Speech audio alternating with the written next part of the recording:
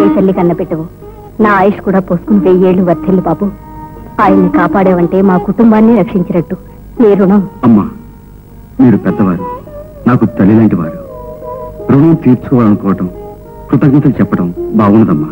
అమ్మా, నిజంగా ఇతన్ని చూస్తుంటే పెద్ద నేను చూస్తున్నట్టే ఉంది కదా? అవును బాబు, నిజమే. నీ రూపం, మాట చూస్తుంటే అచ్చమ్మ పెద్దబాబులానే ఉన్నావు. అవును శారద, ట్రైన్లో ఇతను చూడగానే నేను అదే మాట అన్నా.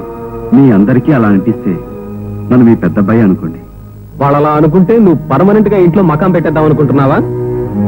కావాలంటే నువ్వు చేసిన సహాయానికి ఓ పూట ఫోన్ చేసి నీ దారి నువ్వు వెళ్ళచ్చు. శేఖర్, ఏమిట్రా మాటలు? లేకపోతే ఏమిటమ్మా, ముక్కు మొహం తెలియని వాడిని అన్నయ్యతో పోలుస్తారేమిటి?